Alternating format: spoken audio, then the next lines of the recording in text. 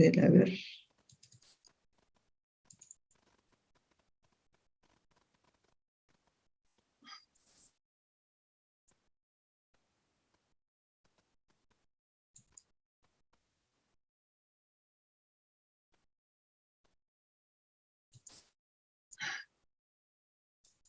Ay, otra vez me fui. ¿Dónde estamos ahora?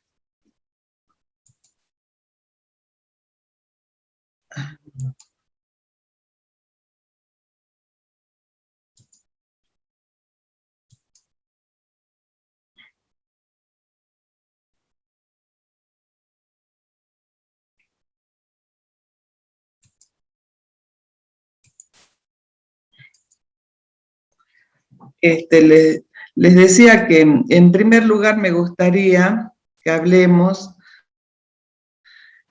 solamente, bueno, hay alumnos que han aprobado el parcial, ya sea en un primer intento, el primer parcial o en la recuperación. También he recibido consultas de que dice 60 puntos para aprobar, profe, y tengo 57,5, estoy o no, pero creo, no me olvidé, que tenían ese puntaje, pero hay un cartel grande que dice aprobado, ¿verdad? ¿Eso significa qué?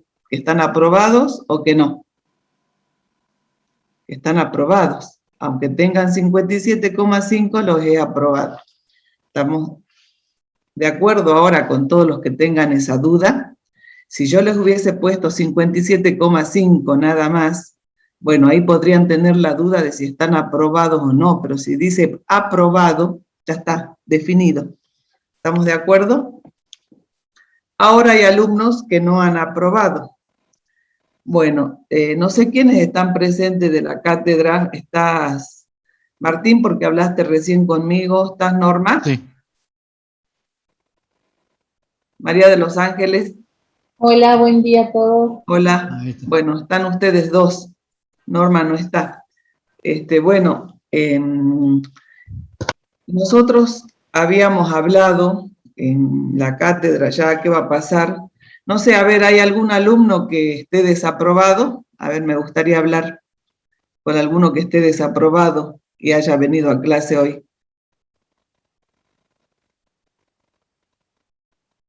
Bueno, se ve que no. Yo, profe. ¿Quién sos? González María Jimena.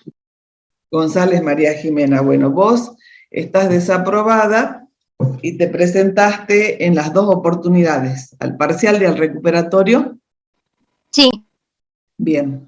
A ver, ¿qué tenés para decirnos? ¿Estás desaprobada?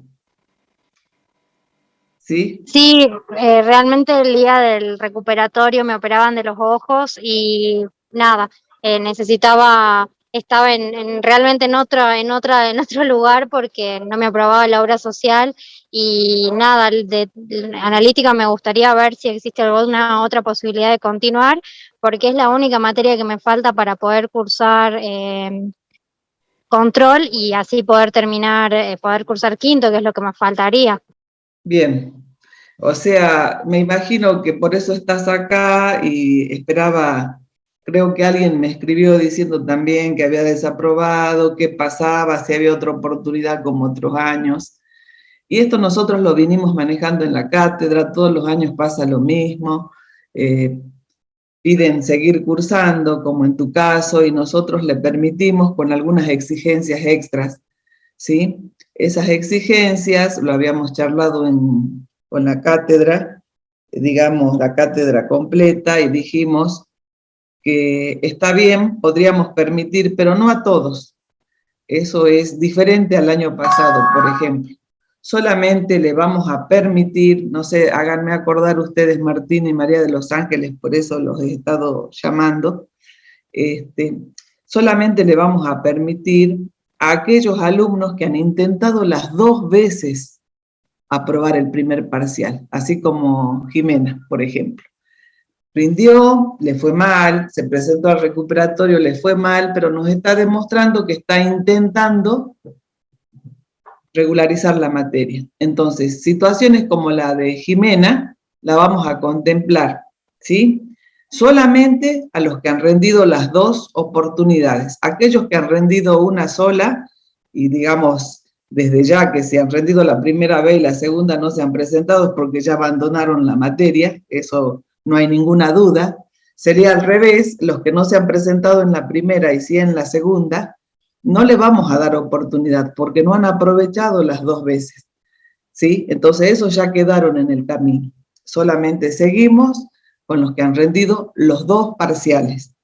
Entonces, aparte de hacer esa diferencia, ya saben quiénes están en camino y con alguna posibilidad como la que está pidiendo Jimena, en ese caso le vamos a decir que aparte de cursar la parte de laboratorio, seminario, como lo venían haciendo, tienen una exigencia extra, no tienen derecho a desaprobar ningún parcialito de laboratorio y tampoco a desaprobar los seminarios que les toque presentar. O sea que tienen que demostrarnos que efectivamente se están poniendo las pilas porque les interesa regularizar la materia.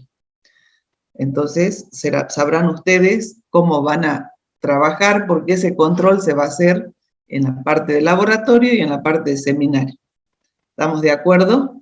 Entonces, todos los que estén como Jimena, con los 2 parciales aprobados, digamos, rendidos, pero sin aprobar, tienen esta posibilidad. Es más, yo ya he estado entrando, les comento, Martín y María de los Ángeles, al aula y borrando a todos los que no estaban en condiciones. No, todavía no hice esta selección, solamente a esos que no se han presentado nunca, ya los he ido eliminando, porque tenemos en el aula 5 millones de alumnos que no sé por qué, que a la hora que tengo que mandar un mensaje tendría que ir seleccionando, porque si no mando un mensaje a todo el mundo. Bueno, eso era lo que les quería decir de entrada. Solamente tienen posibilidad, entonces los que han rendido 2 veces. Nada más. Aparte de eso, cumplir con estas exigencias. Y entonces, hoy, ¿cuál es la otra condición? Van a rendir el segundo parcial y tienen la obligación de aprobarlo en el primer intento. Porque la recuperación del segundo parcial lo podrían utilizar para recuperar por segunda vez el primero. O sea, la consigna es, cada parcial tiene un solo recuperatorio. No voy a hacer otro recuperatorio para el segundo parcial, un segundo recuperatorio para el primero, no. Tienen que ponerse las pilas, demostrar que están llevando la materia, no desaprobar ningún parcial de laboratorio, aprobar los laboratorios, aprobar los seminarios, aprobar el segundo parcial en el primer intento y, por lo tanto, su recuperación la pueden utilizar para recuperar por segunda vez el primer parcial. ¿Estamos de acuerdo, Jimena? ¿Entendiste? Sí, profe, muchas gracias. Bueno, está bien. Lo voy a poner en el aula, cualquier cosa, pero bueno, así vamos a funcionar.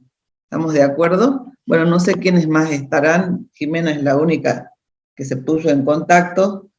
El resto lo vamos a poner en el aula. ¿Está bien, Martín y María de los Ángeles, lo que habíamos acordado?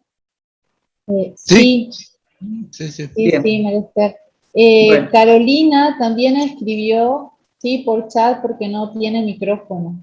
Parece en la misma situación. Ah, bien. Bien, bueno, yo esto lo que acabo de hablar, lo quería hacer en este momento pensando que los interesados, así como Jimena, se iban a presentar a la clase y a hablar y decir y pedir, ¿sí? Hay una sola persona que me escribió, como no me acuerdo quién es, y le dije, lo vamos a ver en clase el lunes. Tampoco quise poner un cartel en el aula porque no es una necesidad que tiene la cátedra de que ocurra esto, tiene que surgir de ustedes. Así como Jimena se ha presentado, si se han presentado otros y no se han dado a conocer acá, me parece fantástico.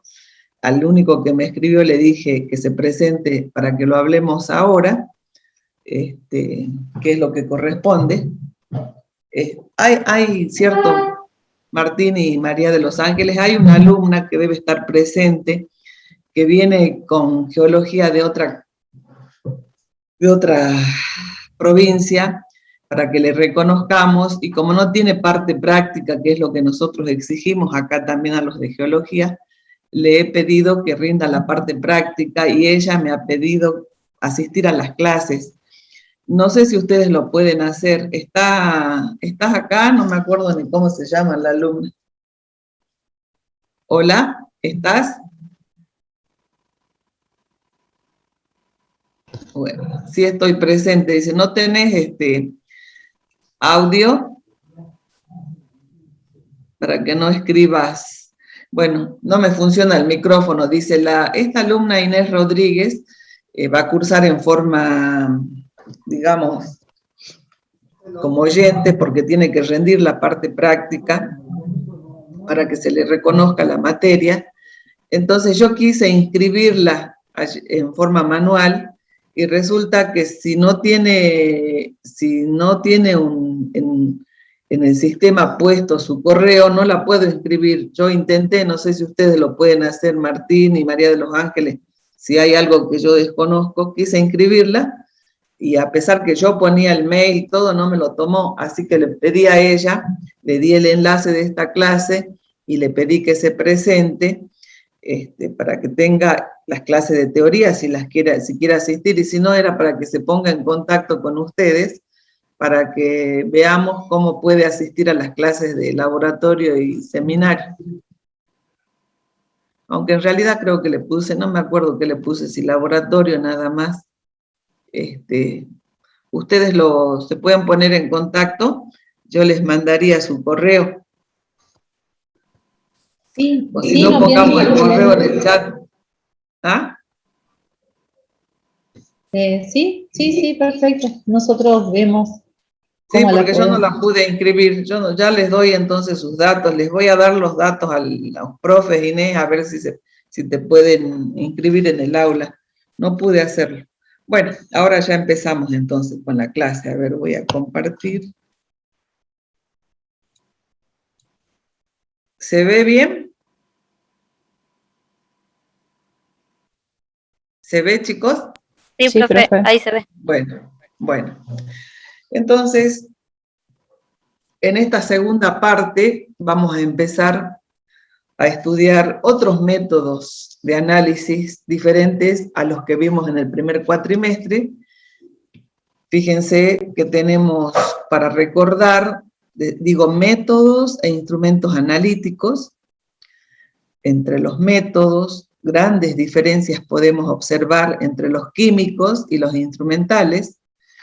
Dijimos ya cuando iniciamos la materia que los químicos hacían referencia a una interacción entre la materia y materia, supónganse todas las volumetrías que ustedes han visto, el titulante y a quien yo titulaba, es una interacción materia-materia, expresada mediante una reacción química y correspondía a los llamados métodos cuantitativos absolutos porque justamente se basan en la estequiometría de una reacción química. La propiedad medida, que en este caso eran volúmenes, acuérdense cuando hacíamos las titulaciones y cuando es gravimetría es una masa, esa propiedad medida es proporcional a la concentración del analito que esté buscando. Esa constante de proporcionalidad es única en estos métodos, ¿sí? ¿Y está basado en qué? En las leyes estequiométricas, en esa reacción química. No hay lugar a dudas, es una única constante. Y esas leyes estequiométricas, ¿qué medían? A través de volúmenes, como decía, eran determinaciones empíricas, o sea, a través de la parte práctica, de la realización de esa titulación.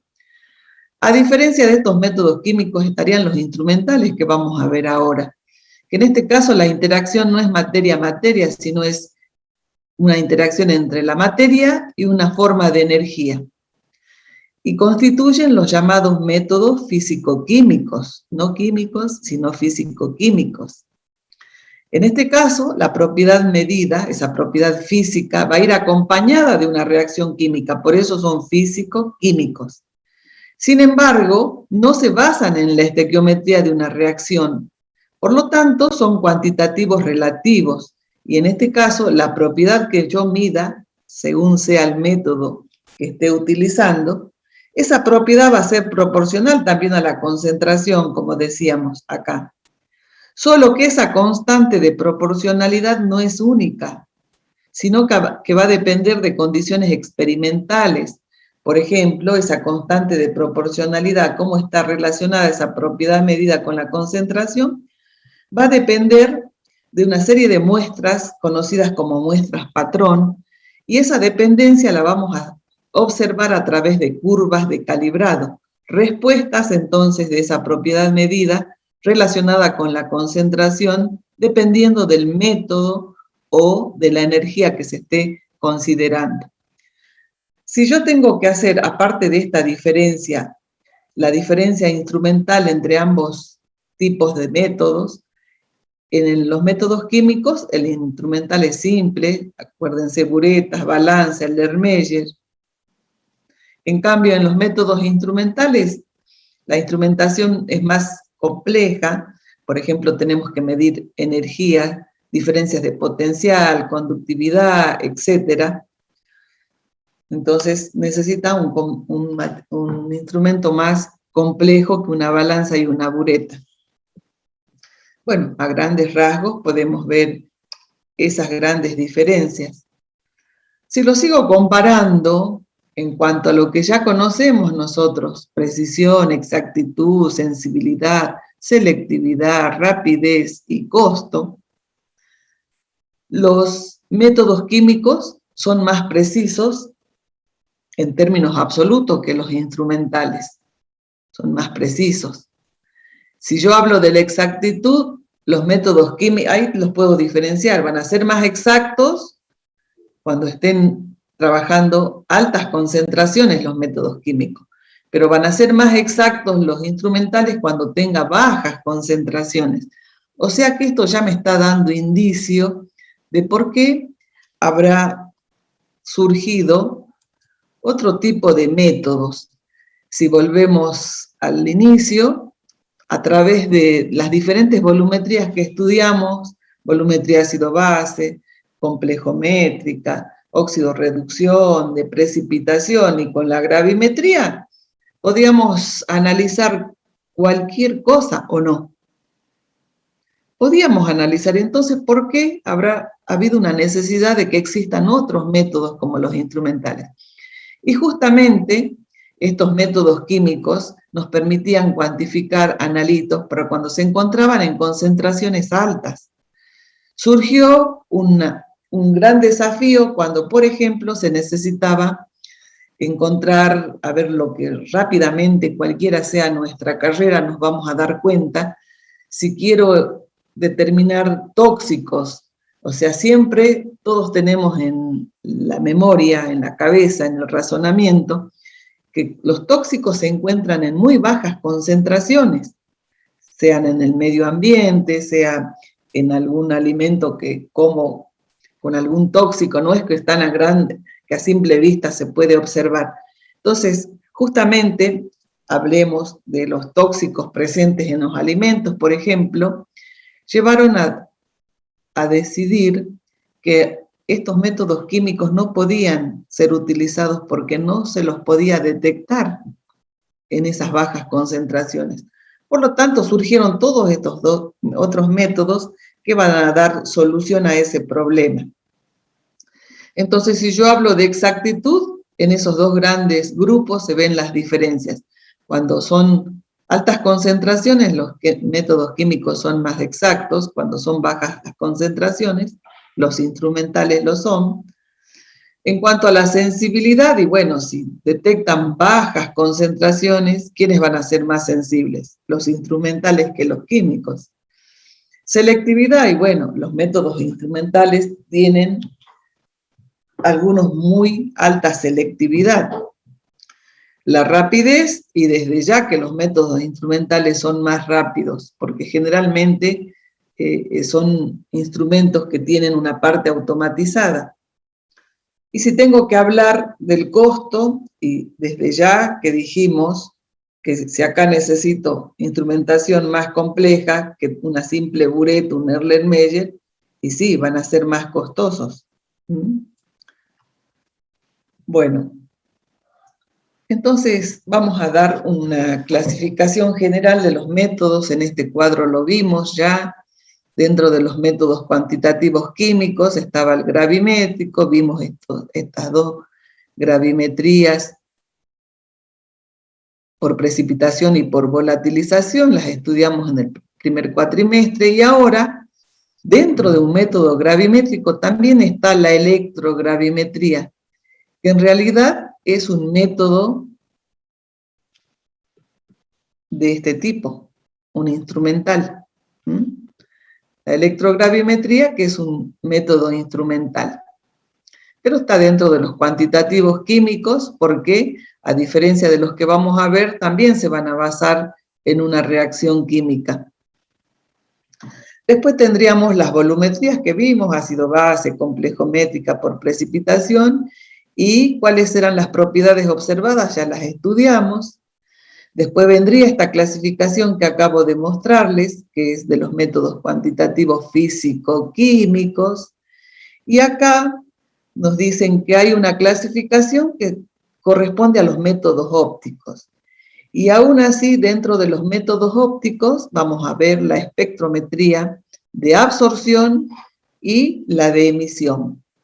Entonces, acá vamos a ver que la propiedad medida va a ser una radiación absorbida, que pueden ser átomos o moléculas, absorción atómica o molecular, y qué radiación, de qué región del espectro electromagnética se vaya a absorber, nos va a dar esta clasificación, que ya la vamos a ir entendiendo a medida que transcurra la clase. Después también la emisión, acá es absorción y acá es otro fenómeno, la emisión, que también se refiere a radiaciones. O sea, que todo esto estamos hablando de los métodos ópticos. Después están otra clasificación que son los electroanalíticos, donde está la potenciometría, valoraciones potenciométricas, se mide diferencias de potencial entre dos electrodos, la conductimetría, valoraciones conductimétricas, la coulombimetría, las valoraciones coulombimétricas, voltametría. Bueno, nosotros vamos a estudiar nada más que la potenciometría y la conductimetría, ¿sí? Titulaciones también, por supuesto, valoraciones. Fíjense cuáles son las propiedades medidas. Potencial de un electrodo, dice, aunque vamos a ver qué es la diferencia de potencial entre dos electrodos, la conductividad eléctrica. Y después tenemos, dentro de la clasificación de otros métodos, a la cromatografía, que también es un método diferente, porque es un método de separación, que ya lo vamos a estudiar. Entonces vamos a estudiar potenciometría, conductimetría, y dentro de los otros métodos que no corresponden ni a los electroanalíticos ni a los ópticos, vamos a estudiar la cromatografía. No todas las carreras, por supuesto, ¿no? Alimento y ingeniería química ven todos. Cromatografía no verían los de geología. Y después tenemos unos métodos, así como vimos, acá eran químicos, después están los físico-químicos, químicos que se basaban en la estequiometría de una reacción, los físico-químicos, que hay una reacción química, pero no se basa el análisis en la estequiometría de una reacción química. Estarían los otros, los físicos, donde no se involucra una reacción química, para nada. Entonces está la polarimetría, la refractometría y la turbidimetría. Son métodos que ustedes lo ven, a polarimetría y refractometría lo han visto en química orgánica, nosotros no lo vemos, y turbidimetría podría ser una aplicación de los métodos ópticos, se miden igual. Entonces fíjense cuáles son las propiedades medidas. La rotación de la luz por especies químicamente activas, el índice de refracción, cómo cambia al pasar de un medio a otro, ¿sí? Y la turbidimetría, que es una dispersión de la radiación, por eso les digo que lo podemos tomar como dentro de los métodos ópticos. Bueno, esos serían todos los métodos de análisis de los cuales a grandes rasgos podemos decir que nosotros vamos a basar nuestro estudio. Para introducirnos ya en el tema, hablemos qué es un instrumento para el análisis químico. Dice, es un dispositivo que genera una señal una señal analítica, y la transforma de manera de comunicar una información conveniente esa señal. ¿A quién lo va a comunicar? Al analista, ¿no es cierto? Entonces, ese instrumento analítico podemos decir, en términos generales, que consta de un generador de señales. Se produce una señal, alguien lo debe detectar, generalmente hace falta transformar esa señal para poder mandarla a un procesador de señales para que finalmente sea volcada esa información en un instrumento de lectura, ya sea una escala digital o analógica, que me dé un dato que pueda ser analizado desde el punto de vista del analista, porque si yo digo hay tal radiación que se absorbe, y la verdad que como analista, ¿qué voy a decir? Se absorbe. No, tal vez necesite transformarla, ya vamos a ver qué pasa. Por ejemplo, bueno, esto es lo mismo que acabo de decir, lo pueden leer tranquilamente. Ya que vamos a entrar con los métodos ópticos primero, veamos lo que sería un espectrofotómetro, que sería un instrumento que me va a poder medir o permitir medir un analito a través de la absorción de una radiación. Hasta ahora lo tomemos así. Entonces, ¿quién me va a proporcionar una radiación? Y bueno, una lámpara me va a proporcionar radiación. Yo necesitaré de toda esa radiación seleccionar una parte, entonces va a haber una parte del instrumento que se llama monocromador, que me va a permitir seleccionar una parte de esa radiación, y que esa parte seleccionada sea la que incida sobre la muestra, interactúe con la muestra, y parte de esa radiación sea absorbida por la muestra. Y lo que no se absorba, salga, o sea, va a salir una radiación atenuada. ¿Qué significa eso? Disminuida, porque parte ha sido absorbida. Bien, esa señal sigue siendo una radiación. Entonces, ¿a dónde va a llegar? A un detector. Alguien debe detectar que viene una radiación. Ese detector la detecta y cambia el tipo de señal. Puede cambiar de una señal radiante a una corriente eléctrica, por ejemplo. La transforma. Esa corriente eléctrica puede necesitar ser ampliada de manera tal que después finalmente pueda ser ya señal de corriente amplificada puesta en una escala, en un medidor que puede ser analógico o digital. ¿Entendemos? Entonces, fíjense, un espectrofotómetro se basa en la medición de absorción. ¿Quién va a absorber? La muestra. ¿Dónde está? En algún lado, en una cubeta. Entonces viene una radiación, selecciono, interactúa, parte se absorbe, lo que no se absorbe me va a permitir utilizar para tener una señal al final de ese instrumento. Entonces, esa señal radiante disminuida la detecta, la transforma en energía eléctrica, necesito amplificarla para que finalmente pueda ser volcada la información en una escala digital o analógica. ¿Estamos de acuerdo? Entonces así me sirve. Sé que se produce absorción y cuanto más moléculas haya para absorber, menor va a ser esta señal. O sea, de esa forma voy a estar cuantificando. A simple vista lo veamos ahora así. Eso sería básicamente los componentes de un instrumento.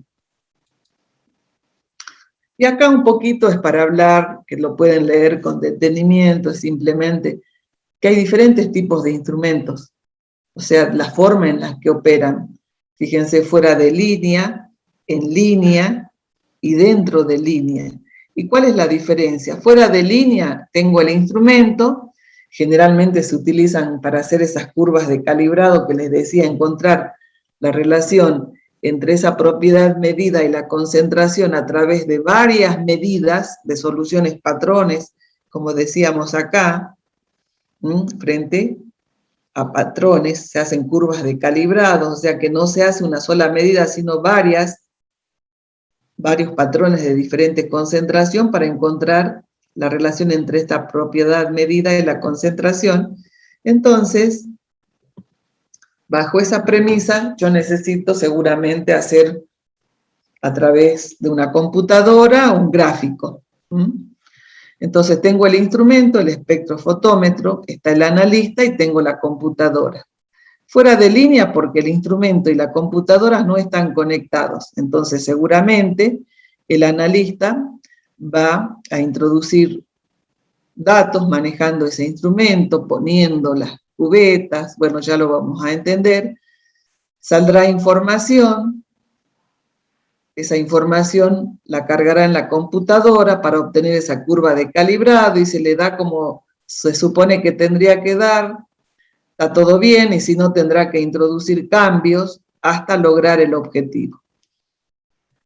En estos que están en línea vemos que el instrumento y la computadora ya están conectados, hay un acoplamiento electrónico que le permite al instrumento mandar la información a la computadora. Y por supuesto que el analista también puede tener control sobre el instrumento y sobre la computadora. Entonces cambian. De la misma forma puede interactuar, pero no necesita llevar el analista los cambios, sino que el instrumento se comunica con la computadora, están en línea. Esto lo leen con detenimiento. Y dentro de línea, ya cuando el instrumento tiene incorporado la computadora dentro, ¿sí? Entonces, puede ser una microcomputadora o microprocesadores que permiten almacenar información donde no necesita ir a una computadora para hacer el gráfico ahí o acá, sino que directamente el instrumento puede darles el gráfico porque internamente está operando también la computadora con los datos que le da y mide el instrumento. Entonces están dentro de línea, el analista puede programar qué es lo que quiere que haga, el instrumento lo hace y le da los resultados. Bueno, acá les puse solamente, como hablamos de microcomputadora o un microprocesador, bueno, las diferencias, qué es un microprocesador, qué es una microcomputadora, un conjunto de microprocesadores, solamente para que lo tengan. Bueno, ahora vamos a empezar a hablar, como ya dijimos, todos estos métodos. Vamos a empezar analizando el primer grupo, los métodos ópticos, y dentro de los ópticos vamos a hablar de la espectrometría de absorción. Entonces, ya nos ponemos en sintonía y vamos a ver. Hay una clasificación mucho más amplia, fíjense. Bueno, acá tienen la historia, por qué decimos espectrofotómetro, espectrómetro, ¿sí? Pueden leer tranquilamente. Nosotros acá vamos a ver la clasificación. Dos grandes clasificaciones, como dijimos al principio, métodos de absorción de la radiación y métodos de emisión de la radiación. Y dentro de los métodos de absorción, absorción molecular, absorción atómica.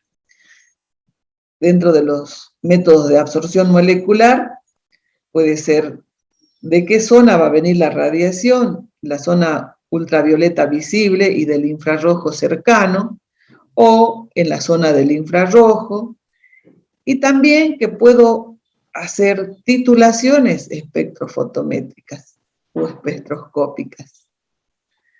Y dentro de los métodos de absorción atómica también va a venir de la zona de ultravioleta visible, o sea, de una zona en particular del espectro electromagnético, que ya vamos a ver de qué estoy hablando.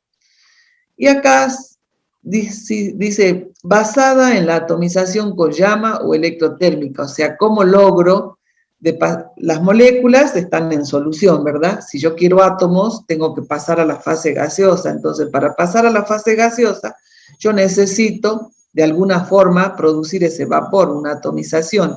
Esa atomización me está diciendo que puedo diferenciar, que lo puedo hacer con el calor de una llama o ayudado por otra técnica como la electrotérmica, que ya cuando estudiemos absorción atómica vamos a ver en detalle la atomización, los diferentes métodos de atomización que hay. Solamente ahora les digo para que lo entiendan. Dentro de los métodos de emisión de la radiación tenemos la emisión molecular y la emisión atómica. Nosotros vamos a hacer hincapié en la emisión atómica, ¿sí?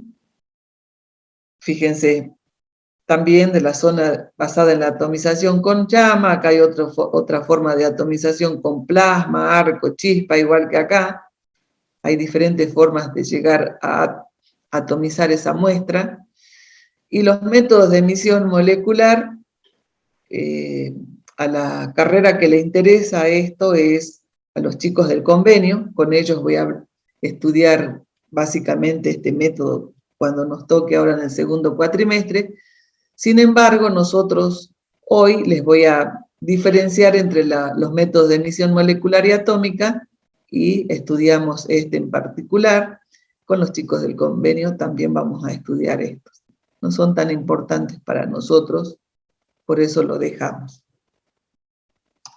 Bueno, entonces, ya vistas las clasificaciones y más o menos teniendo idea de qué estamos hablando, vamos a empezar a hablar. Tanto que hablamos de radiación, a ver, ¿a qué nos estamos refiriendo? La radiación electromagnética es una combinación, dice, de campos eléctricos y magnéticos. Sabemos que los campos se propagan en planos perpendiculares, ¿verdad? Transportando energía de un lugar a otro. Entonces tenemos un componente eléctrico y un componente magnético a 90 grados, se propaga transportando energía de un lugar a otro. Entonces, si recordamos de física, había parámetros importantes a definir, que era la distancia, por ejemplo, entre dos máximos o dos mínimos, que se conoce como longitud de onda. Estas son ondas propagándose, ¿sí? Ondas de campo eléctrico, de campo magnético.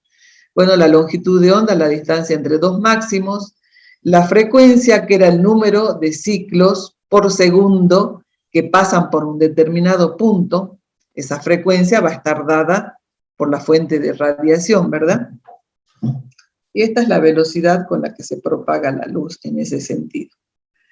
Bueno, así como está puesto acá la radiación electromagnética, hablando de sus componentes y lo que acabamos de decir, podemos decir que esta energía electromagnética se manifiesta bajo dos aspectos complementarios. El aspecto ondulatorio, son ondas, y también el aspecto corpuscular, que nos deben haber dicho, o sea, que son un conjunto de cuantos de energía, ondas y conjunto de cuantos de energía, ¿sí?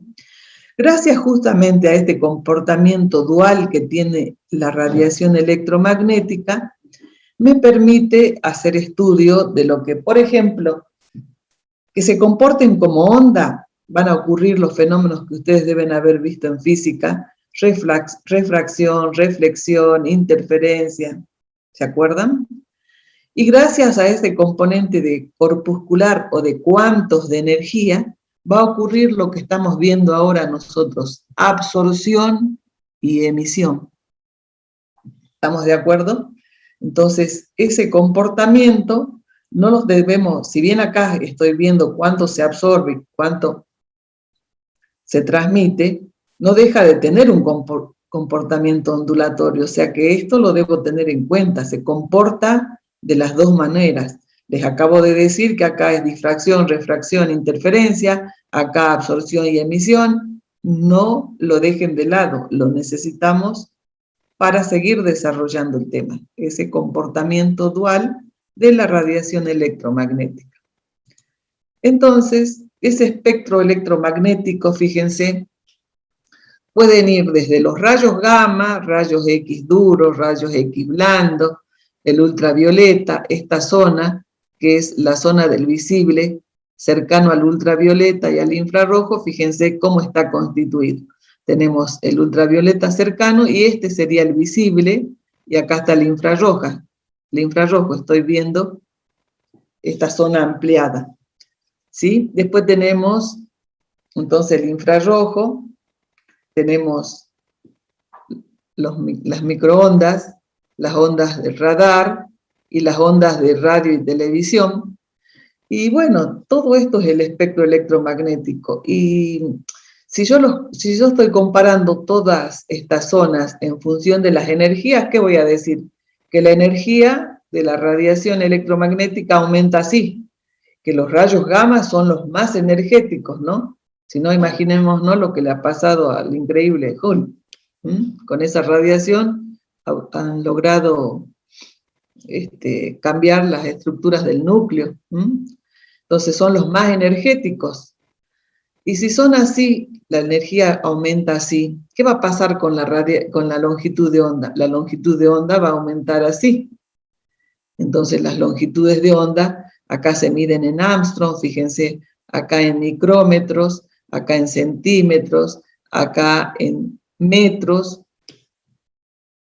Esta diferencia que acabamos de ver está dada por esta ecuación. Cuanto mayor sea la energía, ¿qué va a pasar? La longitud de onda tiene que ser más pequeña, o sea que están contrapuestas, ¿verdad? ¿Sí? Si la energía aumenta así, la longitud de onda aumenta así. Ahora podría ser la pregunta, pero ¿por qué, profe, necesitamos medir en metro, en centímetro, en micrómetro o en Armstrong? Y porque es difícil hablar de 10 a la séptima, así como estamos hablando de 10 a la séptima, tendríamos que llenar de ceros hacia un lado o hacia el otro, entonces cambiamos las unidades y podemos trabajar con unidades como tenemos acá puestas, 0,01, 0,1, 1, 10, y no con grandes exponentes hacia un lado o hacia el otro.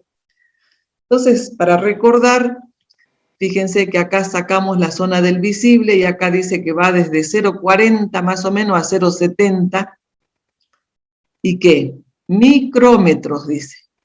¿Sí? Sin embargo, nosotros no hablamos mucho de micrómetros en la zona del visible y los instrumentos generalmente hablan de nanómetros. Entonces, 0,40 micrómetros es lo mismo que decir 400 nanómetros, o sea que puede ir la zona del visible de 400 a 700 nanómetros. Es lo que quise ponerles acá. Fíjense, un micrómetro es 10 al cubo nanómetros. Entonces, un micrómetro es 10 al cubo nanómetros, 0,40 micrómetros son 400 nanómetros, ¿verdad? Y de acá también la equivalencia entre un Armstrong y los centímetros, para que tengan idea de la magnitud. Bueno, era simplemente mostrarles entonces que nosotros vamos a trabajar en esta zona del visible, cercano al ultravioleta. La radiación electromagnética, dice, es portadora de una cantidad de energía y presenta características específicas según la frecuencia o longitud de onda. Frecuencia o longitud de onda, que es la velocidad de la luz dividido la longitud de onda, ¿verdad? Todo esto ya lo conocen. Bueno, lo que acabo de decirles acá, de diferentes energías, diferentes longitudes de onda, es lo que estábamos tratando de ver. Entonces, en los métodos ópticos de análisis, que se basan en la medida de la radiación electromagnética emitida por la materia o que interacciona con ella, se va a deber a un intercambio entonces de energía entre la radiación electromagnética y la materia. Y va a dar lugar a los métodos espectroscópicos o espectrofotométricos. Todos son sinónimos. Entonces, si estoy hablando de los métodos donde se basan en los procesos de absorción, va a haber una absorción selectiva de esa radiación. ¿Y quién la va a absorber? La especie que estoy determinando, o un producto de la transformación de dicha especie. Entonces, ¿qué quiero decir con esto? Y esa absorción puede ser molecular o atómica, dependiendo, ¿no es cierto? Ya vimos, de la especie a determinar o de un producto de transformación de dicha especie. Por ejemplo, ahora lo tomemos. Yo necesito determinar hierro, ¿sí? Y sin embargo, como estoy trabajando en la zona del visible, no nos olvidemos del visible, y justamente se llama del visible porque yo puedo con mis ojos detectar estos cambios de color dentro de esa zona. Entonces, yo estoy analizando hierro y les aseguro que puedo preparar una solución de hierro, de un patrón, y va a ser una solución incolora. Y yo necesito analizar la concentración de hierro en esas soluciones. Puedo preparar varias soluciones de diferente concentración en hierro y son incoloras. Entonces, por más que tengan diferente concentración, y estoy trabajando en la zona del visible, el detector que dijimos que teníamos acá va a funcionar como mis ojos y no va a poder detectar ningún cambio de concentración porque son todas incoloras las soluciones, estoy en la zona del visible.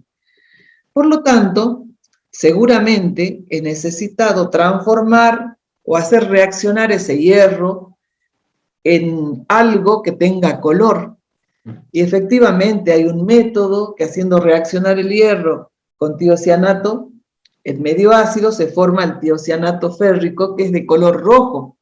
Entonces sí, voy a poder analizar porque voy a tener en función de la concentración diferentes tonalidades de rojo y el instrumento va a ser capaz de detectar porque va a estar en la zona del visible, ¿me entienden? Ahora es simplemente como para que entiendan lo que les quise poner. Dice, especie a determinar hierro. Un producto de la transformación de dicha especie sería ese complejo rojo que les acabo de decir, tiocianato férrico. Necesito determinar hierro, algunas veces lo podré hacer, si es en absorción atómica no necesito color, lo podré determinar tal cual. Si es absorción molecular, no, tendré que buscar de tener una solución coloreada, transformándola entonces en tiocianato férrico. A eso se refiere especie o una transformación de dicha especie. Bueno, y si así como estamos hablando de absorción, puede ocurrir emisión molecular o atómica, como vimos, que son procesos de emisión ¿de qué? De radiación. Entonces, dentro de los métodos de absorción, como vimos recién, vamos a detenernos acá, absorción molecular y atómica, a ver en qué se diferencian estas dos, vamos a hablar de absorción. Absorción molecular, dice, las transiciones se producen entre niveles electrónicos, vibracionales y rotacionales por absorción. Me está diciendo que hay varios niveles, electrónicos, vibracionales, rotacionales, que va a ser radiación, que puede ser del ultravioleta, del visible, del infrarrojo. Me dice que la absorción atómica, hay transiciones electrónicas de niveles externos de los átomos, o sea que no habla tanto de vibracionales, rotacionales, solamente de transiciones electrónicas de los niveles externos. Hablamos de una radiación ultravioleta o visible, y que son de determinadas longitudes de onda en función de los átomos con los que esté trabajando. Entonces, aparte de esto, que ya lo vamos a ir entendiendo de qué estamos hablando, esta gran diferencia, ¿dónde la voy a ver yo? Acá. Por ejemplo, si yo quisiera hacer un gráfico de la absorbancia de estas radiaciones, ¿no es cierto?, en función de las longitudes de onda, y yo obtendría, si estoy en absorción molecular, fíjense, espectros de esta forma, como si fueran electrocardiogramas, o más suavizados.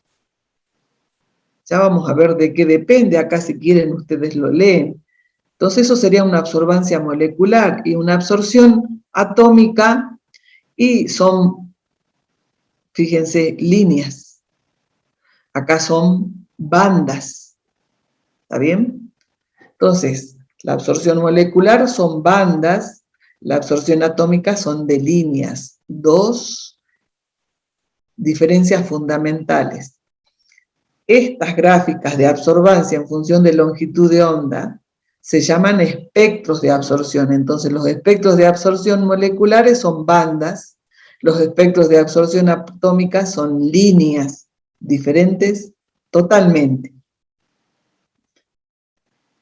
Bueno, acá lo leen con detenimiento, estoy describiendo un poco todas las zonas que estuvimos hablando. La que me interesa es la del ultravioleta visible, en realidad es el visible cercano al ultravioleta, donde me dice que las frecuencias son de este orden, de 3 por 10 a la 14 a 16 Hz, longitudes de onda que pueden ir de 1000 nanómetros a 10, que la energía es decenas de kilojoules por mol, y que la energía de esos fotones absorbidos es suficiente para producir transiciones entre los niveles de energía electrónicos, transiciones vibracionales y rotacionales. A ver, ¿qué está diciendo? Bueno, lo leen con detenimiento, un poquito mostrarles cada una de las zonas que vimos.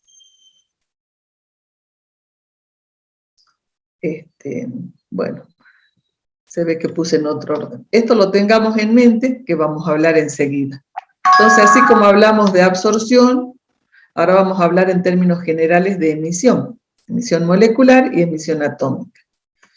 Entonces, los métodos de emisión molecular, una especie molecular se excita, significa que pasa de un estado fundamental de baja energía a un estado excitado de mayor energía, y como son estados transitorios, inmediatamente o inestables, inmediatamente tienden a volver al estado de menor energía o fundamental, y al volver a ese estado fundamental van a emitir una radiación, que nosotros la llamamos luminiscencia, la emisión de esa radiación. O sea, absorbe, pasa a un estado excitado, vuelve al estado fundamental y esa radiación que absorbió la elimina, o la emite, mejor dicho, y es lo que se conoce como luminiscencia. Esa luminiscencia inclusive puedo hablar de fluorescencia y fosforescencia. Fluorescencia y fosforescencia. Fíjense, esa fotoluminiscencia, entonces, ¿cómo se logra? Este sería el estado fundamental, este sería un estado excitado de mayor energía, absorbe una radiación, se pasa al estado excitado, como es un estado inestable, tiende a volver al estado fundamental. Pero aunque tiende a volver, no tiene la misma energía, tiene una energía menor, si se fijan, comparada con este salto, porque hay parte de emisión que se pierde, no se sabe exactamente por qué, pero se pierde. Entonces la energía que se emite es menor, y al ser una energía menor, ¿cómo van a ser las longitudes de onda? Mayor, ¿verdad? Entonces la longitud de onda 2 es mayor que la longitud de onda 1. ¿Estamos de acuerdo?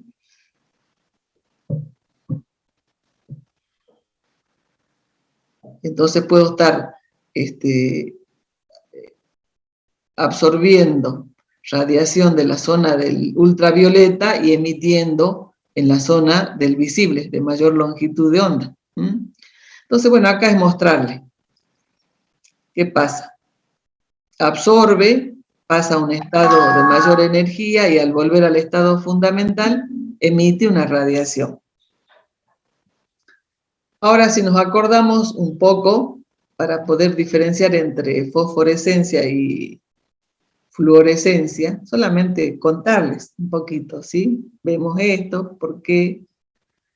Entonces, si nos acordamos, las moléculas en el estado fundamental, en su orbital molecular, tenía 2 electrones con espines opuestos, ¿verdad? Y se llamaban singuletes. Al absorber radiación, pueden pasar a un nivel energético superior con los espines opuestos, o pueden pasar a un nivel energético superior con los espines paralelos. Si pasaban con espines opuestos, siguen llamándose singulete. Si pasan con los espines paralelos, se llaman tripletes. ¿Se acuerdan? Bueno, cuando estamos hablando de fotoluminiscencia, va a ocurrir fluorescencia cuando esa transición electrónica es sin cambio del spin. Acá. Cuando esa transición electrónica es con cambio del spin, se llama fosforescencia. ¿Estamos de acuerdo? Fluorescencia o fosforescencia. A ver, estos son pescaditos que uno los puede ver de color naranja, verdes, así. ¿Qué está pasando? Dice, las sustancias fluorescentes absorben energía en forma de radiación electromagnética de longitud de onda corta, ¿sí? Supónganse ultravioleta, y emiten radiación de longitudes de onda más larga dentro de la zona del visible. Es lo que veíamos acá. Absorben longitudes de onda corta y emiten longitudes de onda larga. Dijimos que esta longitud de onda es mayor que esta. ¿Estamos de acuerdo? Entonces absorben radiación de la zona del ultravioleta y emiten en la zona del visible. Entonces, dependiendo de la radiación que absorban, van a emitir diferentes colores. Y es lo que yo voy a ver, los pescaditos de diferente color. Acá dice, la luz absorbida se encuentra dentro del rango ultravioleta, del espectro invisible al ojo humano, ¿no? Y la luz emitida se encuentra en la región del visible. Las sustancias que son capaces de emitir luz al ser excitadas por diferentes tipos de radiación se denominan fluoróforos, o sea, esos pescaditos serían fluoróforos. ¿Estamos de acuerdo? Bueno, era lo único que quería contarles como diferencia acá. Y si estamos ya hablando de emisión atómica, que sí vamos a estudiar nosotros, en la emisión atómica los átomos son excitados. Y también al volver a un estado fundamental, porque siguen siendo estados inestables, emiten una radiación. Como se habla de átomos, esa atomización la podemos hacer con la llama, como dijimos, con un arco, una chispa eléctrica. ¿Hola? Entonces, ¿cómo puedo poner en términos generales ese proceso? Tengo el átomo, absorbe esa radiación, pasa a un estado excitado. Como es un estado excitado, tiende a volver al estado fundamental emitiendo una radiación, esta, ¿sí?, que es la que va a medir este método y nos va a permitir cuantificar. Bueno.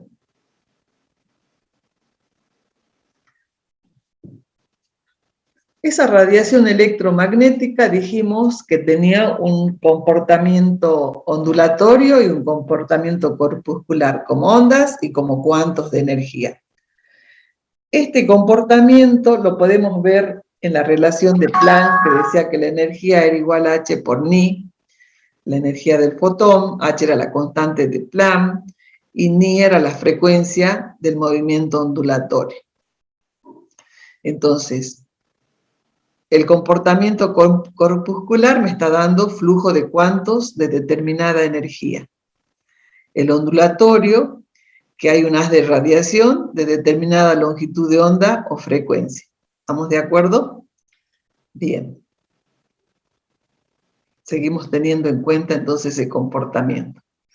Bueno, esa cantidad de energía necesaria para producir un cambio, ya sea en los átomos o las moléculas, corresponde a los fotones de radiación o frecuencia específicas asociadas a esa región del espectro electromagnético, ¿sí?, que van a ser absorbidas o emitidas, como vimos recién. Entonces acá de nuevo puse las zonas para ver qué tipo de transiciones ocurren en función de las zonas. En la zona de los rayos X, que era muy energética esa radiación, dice, ocurren transiciones de los electrones internos, esos electrones que están en el núcleo, por eso le pasó lo que le pasó al increíble. En la zona del visible y ultravioleta, o el visible cercano al ultravioleta, ocurren transiciones de los electrones de valencia. ¿Qué electrones? Los que forman parte de los enlaces sigma y pi. En la zona del infrarrojo, esa energía produce vibraciones moleculares, o sea, los átomos pueden vibrar dentro de las moléculas con esa radiación. Y en la zona de los microondas se producen rotaciones moleculares, por supuesto, siempre y cuando las moléculas puedan rotar. ¿Está bien? Entonces, simplemente decir eso, que va a depender de la zona lo que vaya a ocurrir. Como nosotros estamos trabajando en la zona del visible cercano al ultravioleta, van a ocurrir estas transiciones de los electrones de valencia, de los electrones que forman parte de los enlaces sigma y pi. Bueno, a ver, ¿qué va a pasar? ¿Cómo va a ser la interacción entre la radiación y la materia? Tenemos el nivel fundamental, un nivel excitado. Por absorción de radiación o por aporte de calor, puede pasar de un estado fundamental a un estado excitado. Como son estados inestables, vuelven al estado fundamental emitiendo una radiación. Entonces, a ver, dice, a temperatura ambiente la mayoría de las especies, ya sean moléculas o átomos, se encuentran en su estado energético más bajo, denominado estado fundamental. Cuando una onda electromagnética interactúa con la molécula o el átomo, la energía asociada a dicha onda se transfiere a la molécula, promoviéndola a un estado excitado de mayor energía, ¿sí? Que como es inestable, ya dijimos, puede volver emitiendo. Todos los átomos o moléculas poseen un número discreto de niveles de energía, ¿sí? Todas las moléculas y los átomos, pero va a depender de qué molécula y de qué átomo, o sea que son características del átomo y de las moléculas estas transiciones, pero todas poseen un nivel energético. A ver, entonces, acá vamos a entender de lo que hablábamos, de vibracionales, rotacionales. Acá tenemos, por ejemplo, el estado fundamental de una molécula, el estado excitado, de mayor energía. Cada estado fundamental tiene diferentes niveles vibracionales, fíjense. Este un nivel vibracional, otro y otro. Y a su vez cada nivel vibracional tiene niveles rotacionales, estas pequeñitas franjas. Y este es lo mismo. Entonces cuando estamos hablando que se absorbe y pasa, o sea, le transmite esa radiación o esa energía, como decía acá, y pasa a un estado excitado, ese pasaje puede ser una transición electrónica desde el estado fundamental al estado excitado, que corresponde a esa transición electrónica, pero también hay transiciones posibles de este estado vibracional, por ejemplo, a este estado excitado, de este nivel a este, o sea, diferentes alternativas llamadas transiciones electrónicas alternas. Esta es la electrónica, más las alternas, o sea que hay diferentes posibilidades. Si se fijan, no se dan todas, van a depender del analito o de la molécula, cuáles son las transiciones que van a ser consideradas alternas y que van a sumar a esta energía, a esta transición electrónica. Fíjense, ¿qué estoy diciendo? Que hay una transición, esta, que es la que acabamos de ver acá, y también hay alternas, que son estas. Cada una de estas que podemos ver en función del salto será de menor longitud de onda, de mayor longitud de onda. Si yo grafico toda la absorbancia en función de las longitudes de onda, me da este espectro de absorción que les decía hace rato, una banda de absorción. ¿Está bien? Entonces dice, los electrones del estado fundamental de las moléculas pueden encontrarse en distintos niveles vibracionales y rotacionales de energía y pueden necesitar distintas cantidades de energía para una transición electrónica. La molécula excitada puede estar en varios niveles de energía de rotación y vibración, es lo que decíamos. Entonces, en una molécula, los movimientos de rotación, vibración y de los electrones están cuantizados, es lo que les decía. Cada molécula de analito va a depender del analito estas transiciones que tenga. Es una característica de esa especie absorbente. ¿Está bien? El hierro y ese complejo rojo tendrá determinadas transiciones posibles. Si estoy haciendo otro fósforo con un complejo azul, tendrá otras transiciones. ¿Está bien? Entonces, eso me dice, están cuantizadas esas transiciones. Bueno, este es un espectro, vendría a ser como las huellas digitales nuestras. Para cada especie absorbente hay un espectro de absorción característico. Y ya vemos por qué tiene esta forma, porque está la transición principal y las otras alternas que tienen mayor o menor energía y van a estar puestas ahí. Bien. Entonces, Puedo hablar de la ecuación fundamental de la espectroscopía o frecuencia de Bohr, que dice que la variación de energía, H por Ni, es igual a la diferencia de energía entre el estado excitado y el estado fundamental de la molécula o del átomo. ¿Qué me está diciendo de última? Fíjense que está puesto en colores diferentes para que no nos quede duda. Dice que la frecuencia de esa radiación es capaz de inducir, la frecuencia de radiación que es capaz de inducir la transición entre dos estados del sistema, está justamente vinculado ¿con qué? Con esa diferencia de energía. ¿Está bien? Entonces, esa frecuencia está vinculada con esa diferencia de energía.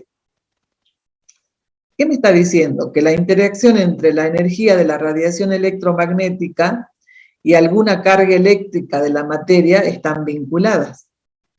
Que la energía del fotón incidente debe satisfacer exactamente los requerimientos de energía cuantizada de la sustancia.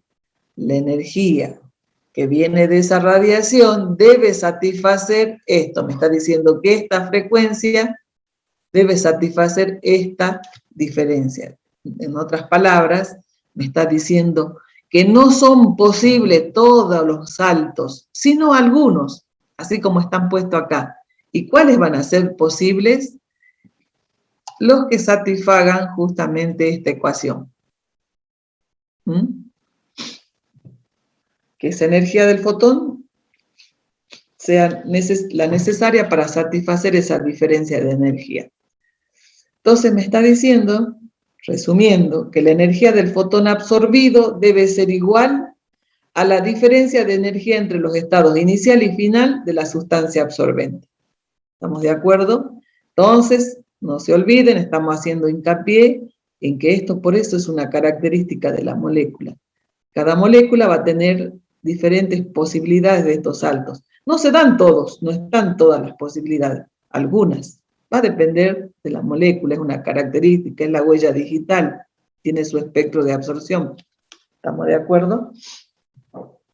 Entonces, hablando de las transiciones electrónica, vibracional y rotacional, podemos decir que la energía interna de las moléculas tiene estos componentes, electrónico, vibracional, rotacional, y como vimos, el salto energético rotacional es menor que el vibracional y menor que el electrónico, eso lo vimos, el salto energético, este es el más grande.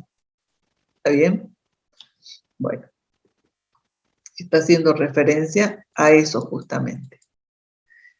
Para que terminemos de entender ahora el diagrama, ese electrocardiograma, este que vimos acá, fíjense, que yo les dije que íbamos a tratar de ver, que simple, a grandes modos les estaba poniendo esto, un espectro de absorción molecular, este electrocardiograma o esto, bueno, y que de última me dé un gráfico de este tipo, lo vamos a ver ahora.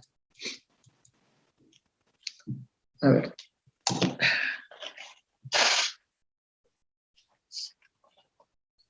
Fíjense, tengo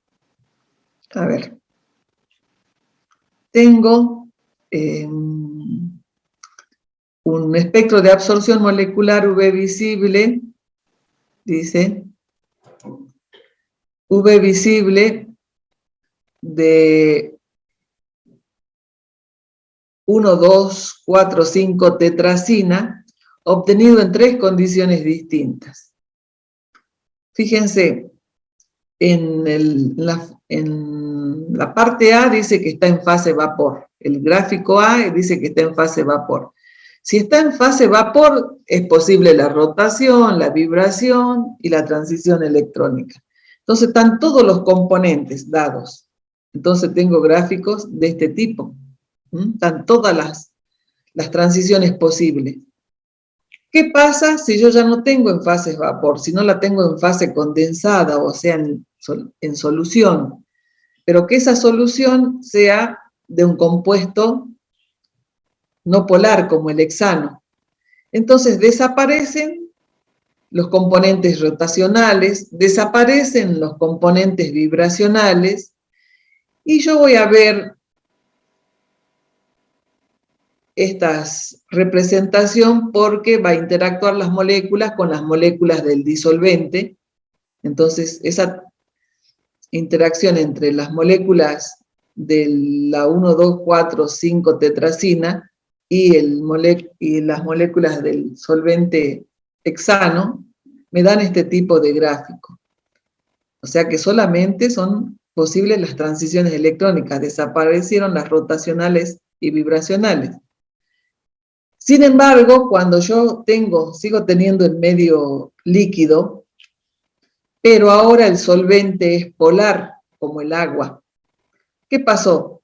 Se combinaron todas estas y me dan el tipo de espectro que yo necesito, que es el que vimos acá. ¿Sí? Bueno, por suerte casi todos nuestros medios son acuosos, por lo tanto tendríamos espectros de este tipo. Bueno, acá les escribí todo lo que dije recién, que en la fase vapor están suficientemente separadas, pueden rotar, vibrar libremente, todo. Acá en fase condensada hiciera el hexano, no hay rotación ni vibración, bueno. Acá polar el agua, las bandas electrónicas se mezclan dando espectros de forma de una única banda ancha y suave. ¿Está bien? Es lo que acabo de decirles. Bueno, a ver. Si yo tendría que hacer una determinación a través de este método, todavía no conozco en detalle el instrumento, pero sí sé básicamente qué es lo que va a ir pasando con la muestra para que yo pueda medir una propiedad a través de este tipo de métodos. Ya me quedó claro que era un método relativo, que no se basaba en la estequiometría de una reacción, sino que yo para cuantificar tenía que hacerlo frente a curvas de calibrado con patrones, es lo que dijimos. Muy bien, entonces hay un patrón. ¿Qué es un patrón? Ya lo conocemos, los patrones primarios que han visto ustedes en el primer cuatrimestre justamente se consideraban patrones primarios porque ustedes podían asegurar la concentración de la solución que preparaban, ¿verdad? Bueno, es una solución patrón, quiere decir que son soluciones cuya concentración están perfectamente conocidas, definidas y conocidas. Entonces tengo un patrón, pesaré cierta cantidad de patrón, lo llevaré a solución. Después de ese patrón puedo tomar una alícuota y formar otra solución patrón de trabajo, que seguramente es de menor concentración que la que preparé. Eso lo vamos a ver con detenimiento después. ¿Por qué necesitaría esto? Entonces, a partir de esta solución de patrón, supónganse acá preparé una de 1000 ppm, acá hago una dilución y tengo una de 100 ppm. Y a partir de esa de 100 ppm voy a preparar otras soluciones, qué sé yo, de 2, de 6, de 8, de 10 ppm. Y acá hay un blanco. ¿Qué será un blanco? Bueno, un blanco, si justamente acá, fíjense, esta solución es azul y no roja como las que les di en el ejemplo anterior, acá es porque estaba analizando fósforo, era mi analito. Y para poder analizarlo por absorción molecular en la zona del visible, necesité transformarlo en un complejo de color azul, en este caso, de fosfomolidato, ¿sí? Entonces la solución azul me va a permitir trabajar en el visible. Y un blanco, y el blanco va a tener todo lo que haya tenido que hacer para preparar menos el reactivo color que me da ese complejo azul. Tiene todo menos el fósforo, para que no se forme ese complejo azul. ¿Estamos de acuerdo? Entonces el blanco tiene todo menos el fósforo, menos el analito que estoy analizando. Bien, preparé una serie de patrones. De la misma forma tuve que preparar la muestra, si es una muestra sólida PC, si la tuve que llevar a solución, ya sea con una disolución, haciendo una digestión, haciendo cenizas, lo que haya hecho falta para llevarlo a solución. También necesito tener tal vez una solución diluida de la muestra, puede ser necesaria o no, digamos que acá dice que sí. Ha sufrido todo lo que ha sufrido el patrón, o sea que también tengo soluciones coloreadas. Acá el fósforo lo aportaban los patrones, acá el fósforo lo aporta la muestra, por lo tanto, tienen color. Entonces, lo primero que tendré que hacer es un espectro de absorción. Absorbancia en función de la longitud de onda, o sea, ¿qué zona del espectro electromagnético voy a necesitar? Fíjense que si estamos en la zona del visible, si nos acordamos, aún en la zona del visible, ¿de cuánto iba? De 400 a 700 nanómetros, y yo tengo que ir variando la longitud de onda. No puedo desde el 400 a 700 hacer un espectro. Entonces, generalmente se elige en función del color de la solución. Supónganse qué color tiene la solución azul, y tendría que elegir en la zona del rojo, qué sé yo.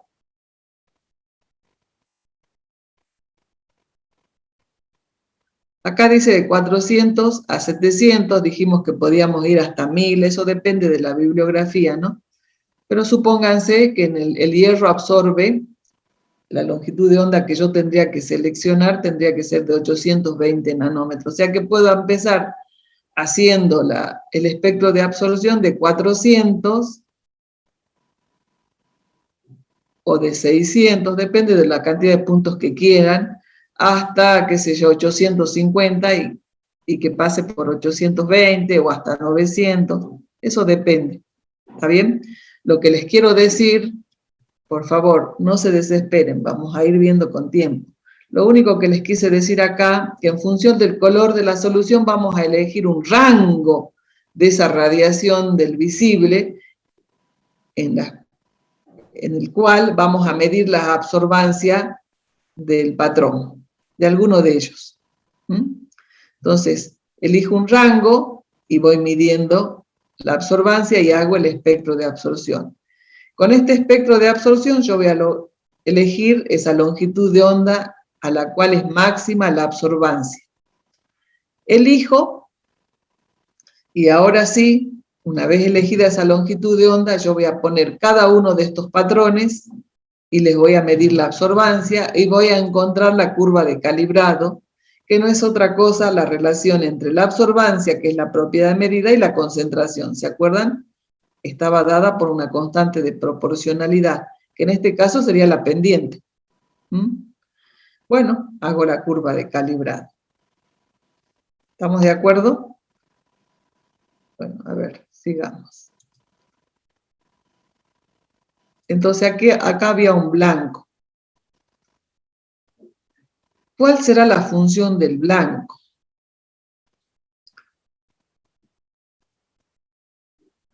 Como yo les puedo asegurar que si ustedes ponen dentro del instrumento cualquiera de estos patrones, el instrumento les va a dar una medida de absorbancia o de transmitancia.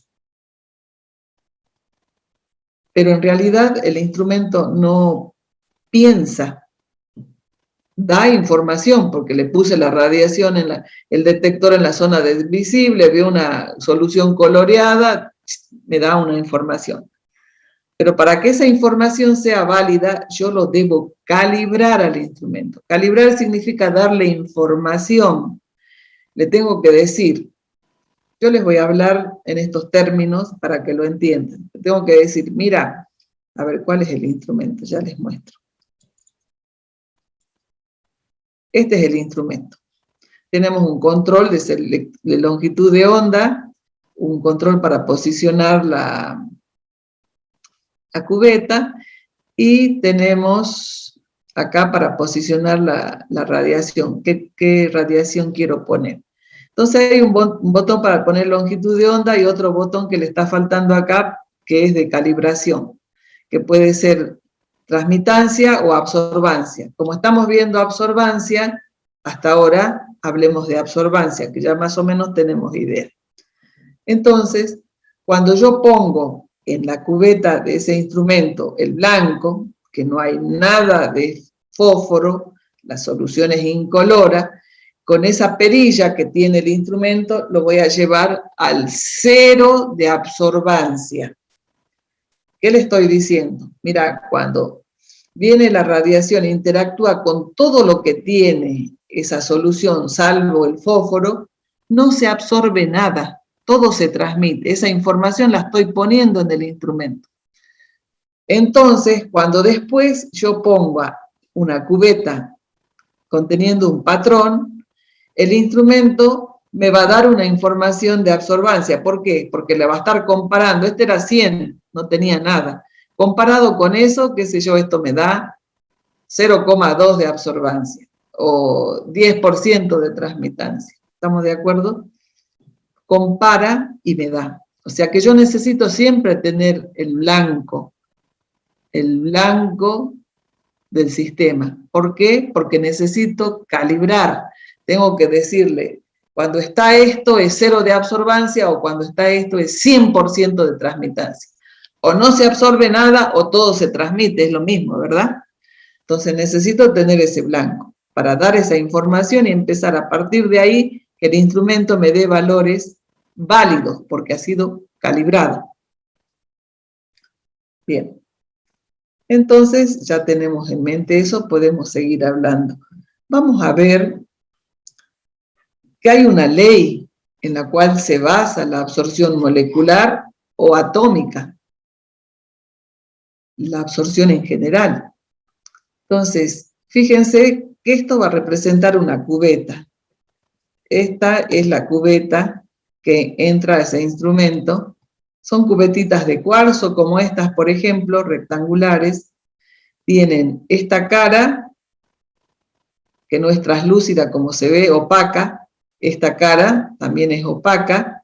Y esta cara de frente y la de atrás son translúcidas. ¿Qué significa? Que yo debo agarrar estas cubetas para introducirlas dentro del instrumento, tocando las caras opacas, ¿sí? Las caras translúcidas tienen que estar limpias completamente. Yo con el dedo, materia orgánica puedo dejar y todo eso va a incidir, como ya vamos a ver, en la radiación. Por lo tanto, tiene esas caras opacas para que yo agarre de esas caras, lo introduzca y solamente en las caras translúcidas va a venir la radiación, va a pasar. ¿Estamos de acuerdo? Bueno, acá he puesto con 4 caras transparentes porque los chicos que van a ver de convenio necesitan cubetas con 4 caras transparentes para el otro método. Pero estas serían entonces 2 caras opacas y 2 translúcidas, o sea que la radiación tiene que venir por atrás y no por acá. ¿Estamos de acuerdo? Bueno, entonces tenemos la cubeta, viene una radiación con cierta potencia, dice radiante hablamos, ¿sí?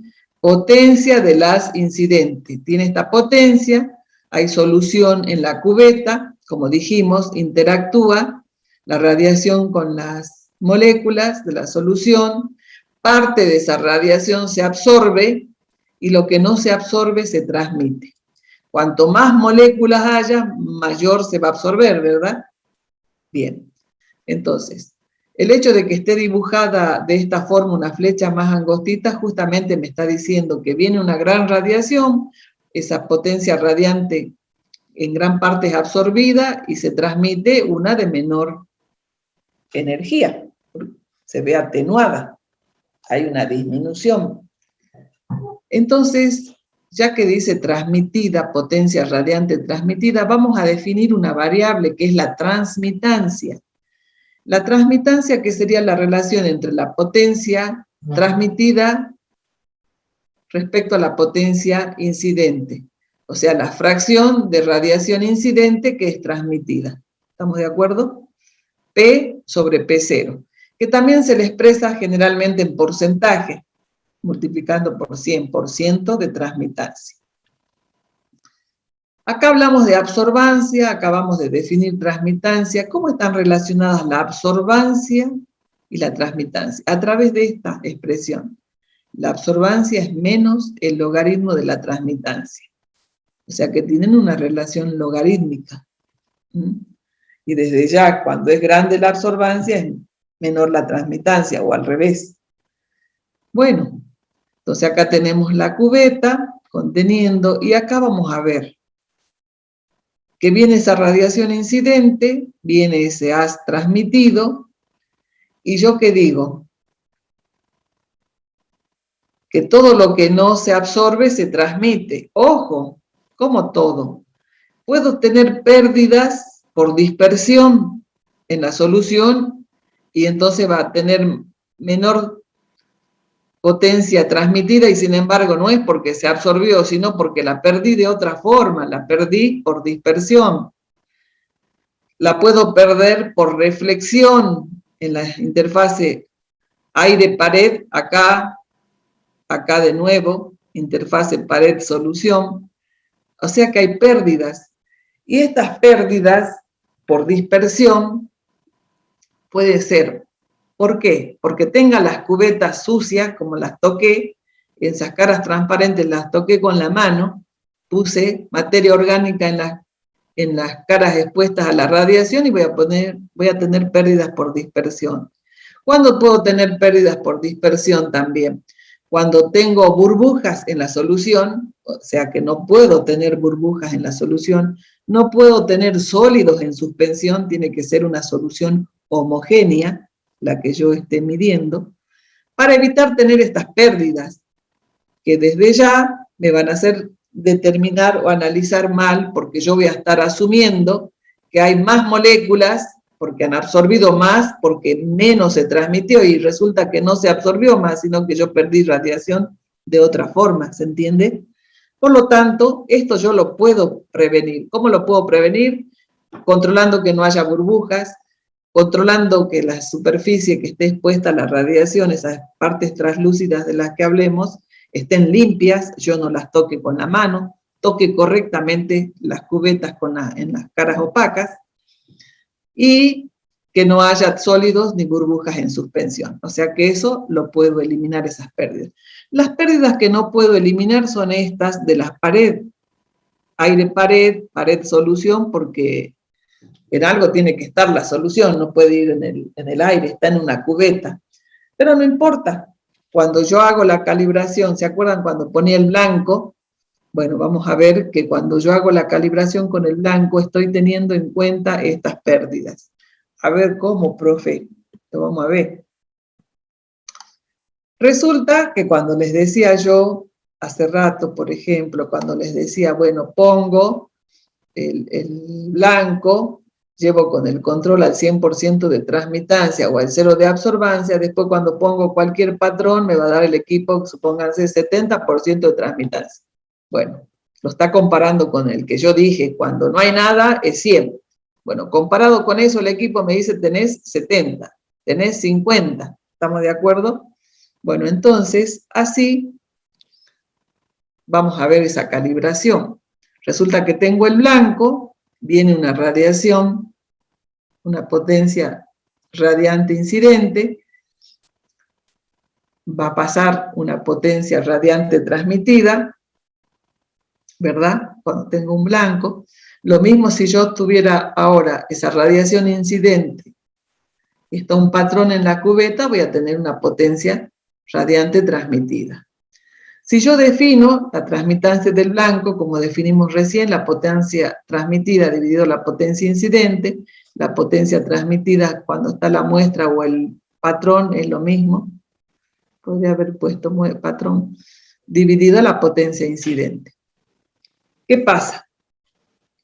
Cuando yo hice esa calibración de llevar al 100% de transmitancia o al 0 de absorbancia, el instrumento me da un valor de transmitancia. ¿Qué estoy haciendo?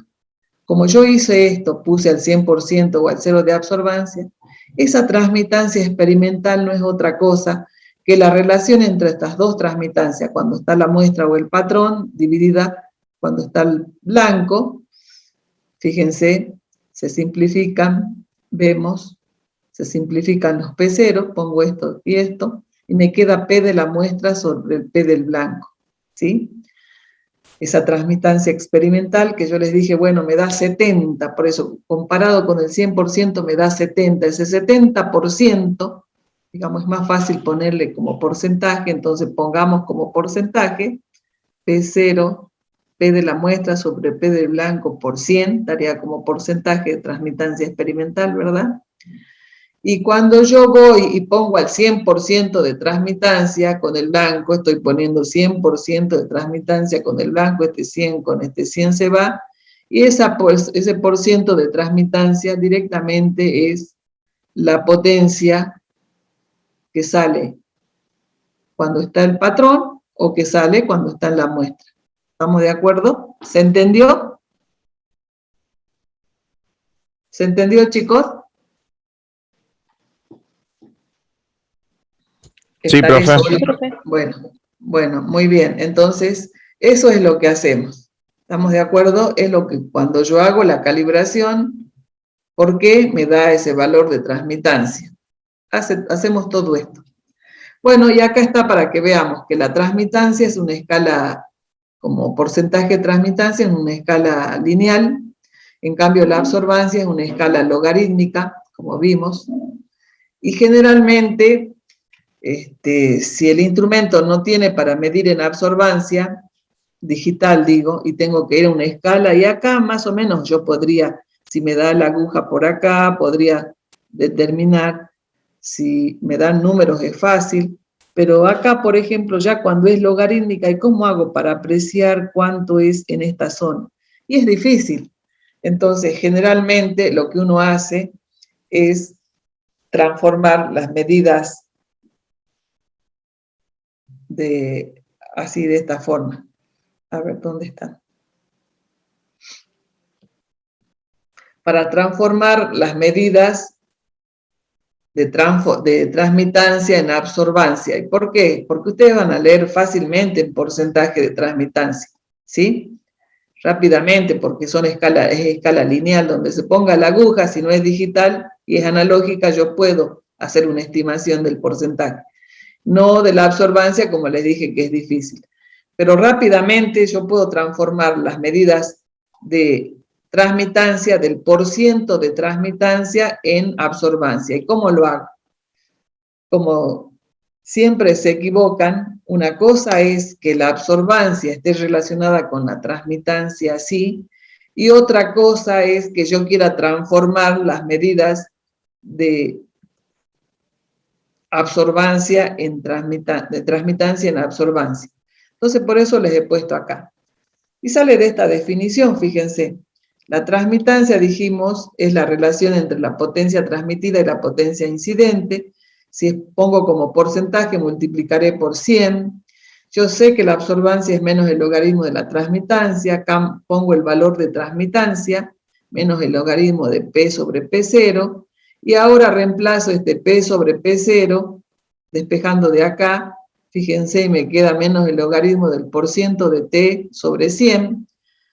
Si aplico logaritmo, va a ser menos el logaritmo del porciento de transmitancia más el logaritmo de 100. El logaritmo de 100 es 2. De última me queda 2 menos el logaritmo del porciento de transmitancia. O sea que cuando yo mido en porcientos de transmitancia, lo puedo transformar en medidas de absorbancia, 2 menos el logaritmo del porciento de transmitancia. ¿Y por qué necesito absorbancia, profe? Y porque las curvas de calibrado, la relación entre la propiedad medida y la concentración, es absorbancia, no transmitancia, es absorbancia. Entonces yo, para hacer las curvas de calibrado, necesito medidas de absorbancia. Acá puedo necesitar medidas de absorbancia, no necesariamente puedo graficar transmitancia, y sería al revés. Donde es mínima la transmitancia, es la longitud de onda de trabajo. O si quieren, en absorbancia. Acá podría trabajar con transmitancia o absorbancia, pero acá no. Sí o sí está relacionada la absorbancia con la concentración y no la transmitancia con la concentración. ¿Estamos de acuerdo? Bueno, entonces ahora vamos a hablar de la ley. Esa ley que gobierna a la absorción molecular o atómica. Se conoce como ley de Lambert-Beer, ley del Beer-Lambert-Burger. Bueno, uno ha demostrado en función de una cosa, la otra llegaron a lo mismo. Entonces vamos a tomar que tenemos la cubeta conteniendo la solución, tenemos la radiación incidente, la potencia transmitida, potencia radiante transmitida, potencia radiante incidente, porque si dicen potencia y no dicen potencia radiante, podemos estar hablando de otra potencia, ¿no?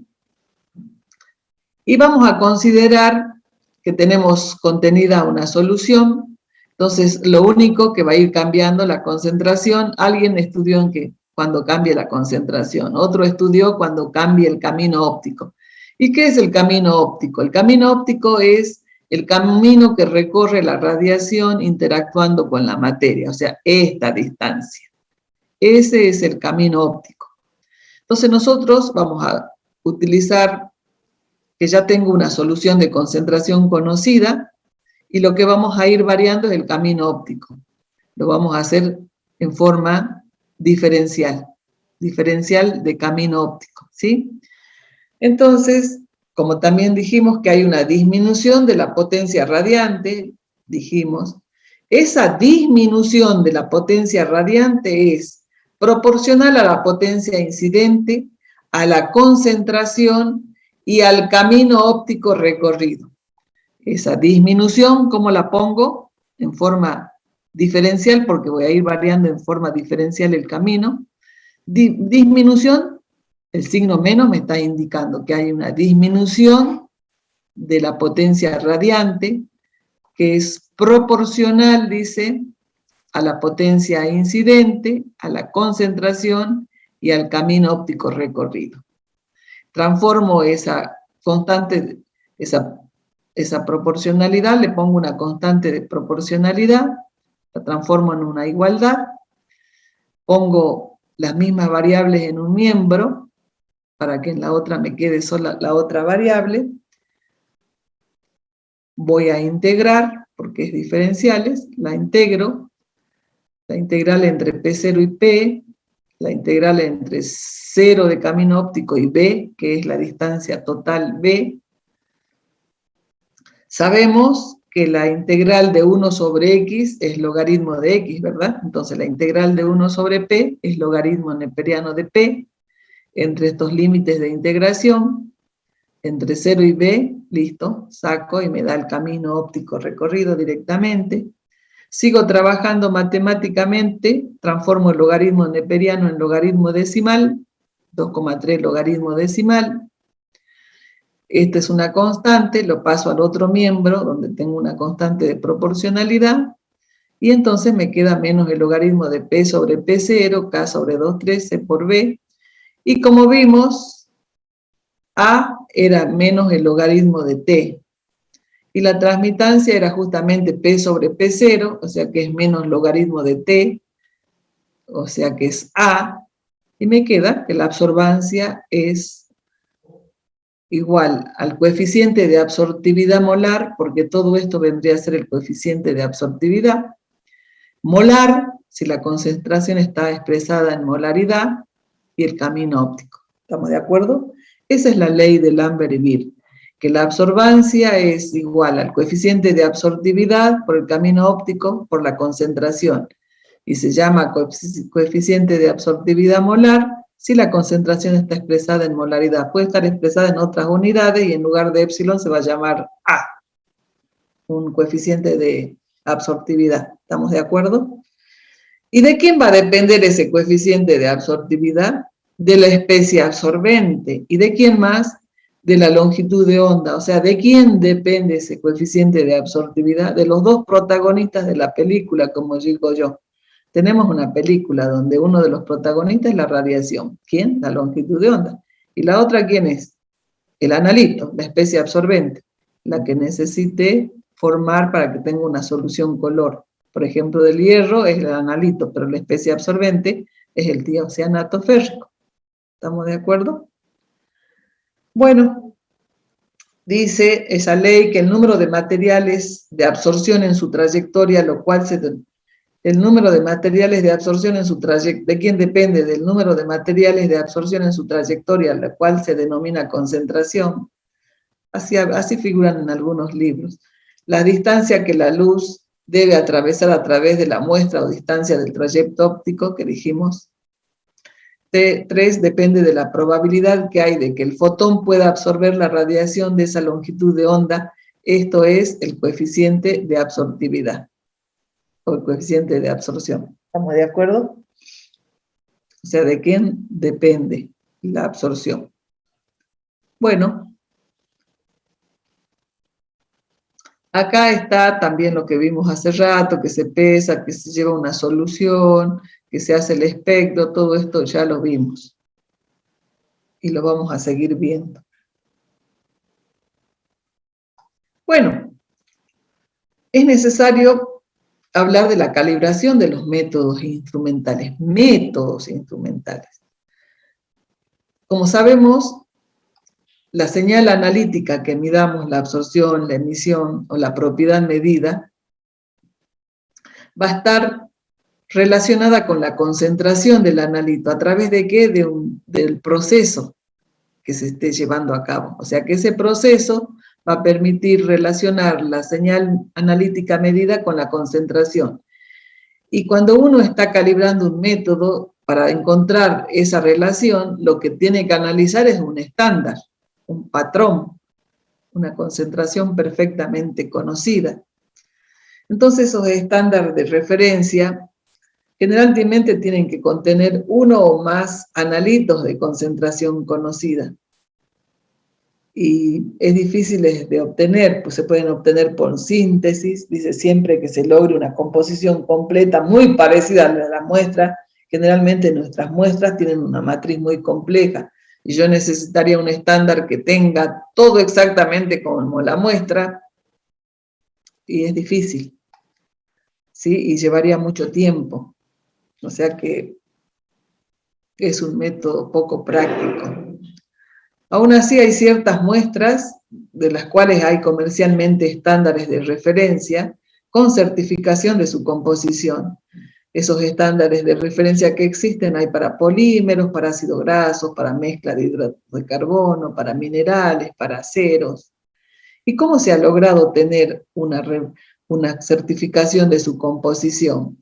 Se han hecho análisis, y esos análisis, ¿cómo se han llevado a cabo? Utilizando un método de referencia validado, o sea, un método estándar, realizando esos análisis han sido realizados por varios laboratorios competentes y de prestigio, de nombre, que trabajan de acuerdo a normas, o utilizando 2 o más métodos independientes y confiables de medición. De esa forma se ha logrado certificar la composición de estos patrones. O sea, necesitamos, es difícil de obtener, por lo tanto es un método poco práctico, para algunos hay, para otros no. Pero así como nosotros necesitamos calibrar un método, también se debe poder calibrar instrumentos. Entonces los instrumentos nos dan diferentes respuestas, y seguramente vamos a analizar algo que tenga valores conocidos y lo vamos a probar al instrumento, porque algunas veces no solamente puede estar, digamos, funcionando mal, sino que tal vez ha sufrido algún deterioro, envejecimiento, necesite una limpieza, o sea que hay que también calibrar al instrumento. Entonces, si estoy hablando de calibración, puedo decir que es el conjunto de operaciones que en condiciones específicas o especificadas establecen la relación que existe entre ¿quién? Entre los valores indicados por un instrumento, si estoy calibrando un instrumento, o un sistema de medidas, si estoy calibrando un método, y los correspondientes valores conocidos de una magnitud de medida, que dijimos que tiene que ser un estándar, ¿verdad? Bueno, entonces estoy hablando de la calibración instrumental y de una calibración metodológica, del método. Cuando uno hace una calibración instrumental, tengo el instrumento, lo voy a calibrar frente a un patrón de referencia, tengo un valor conocido, por lo tanto, me fijo, el instrumento me va a dar un determinado valor, los comparo.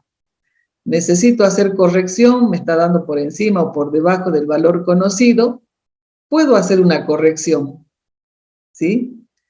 Y puedo arrastrar siempre que haga un análisis esa corrección. Entonces puede utilizarse correcciones porque puede ser que bajo ciertos rangos de trabajo se da un determinado error, o puedo decir que el error es tan grosero que necesito directamente ir a reparación. En cambio, cuando estoy calibrando un método, yo sé que hay una relación entre la respuesta instrumental y la propiedad que estoy midiendo. Por ejemplo, la que acabamos de ver, dijimos que la absorbancia, en función de la concentración, de acuerdo, ahí me olvidé de decirles. Entonces, esto, por ejemplo, ¿qué me está diciendo? Que la absorbancia y la concentración, ¿qué tipo de gráfica me tienen que dar? Fíjense, esta sería la ecuación de una recta. Y es igual a B por X, ¿sí? Esta es una constante, esta es una constante, la variable es X, la variable es Y, la concentración es de patrones, o sea que es X, y la que va a variar en función de X, ¿quién va a ser? La absorbancia. Entonces, esta es la ecuación de una recta que no tiene ordenada al origen, que sí tiene pendiente. ¿Y cuál es la pendiente? Épsilon por B. Entonces, cuando yo grafico absorbancia en función de concentración, tiene que tener esta respuesta. Me dice la ley de Lambert y Beer, que a medida que aumenta la concentración, aumenta la absorbancia. Es una recta que pasa por el origen y cuya pendiente es épsilon por B. ¿Estamos de acuerdo? Me había olvidado decirles el detalle tan importante. ¿Por qué tiene esta forma la curva de calibrado? Porque es la representación de la ley de Lambert y Beer, nada menos que la representación de la ley de Lambert y Beer. Bueno, entonces, acá, como les decía, sabemos que estamos haciendo curvas de calibrado, que tienen que tener esta forma. Entonces estoy calibrando el método. Si no me da una curva de calibrado de este tipo, bueno, algo está pasando. Entonces dice, la respuesta instrumental frente a un valor conocido, que está en función del método, en este caso es este método, me va a permitir determinar la sensibilidad, porque en una de esas, hasta este rango de concentraciones se cumple esta linealidad. Después de ahí ya no, puede caer la linealidad, tener una desviación positiva, desviación negativa.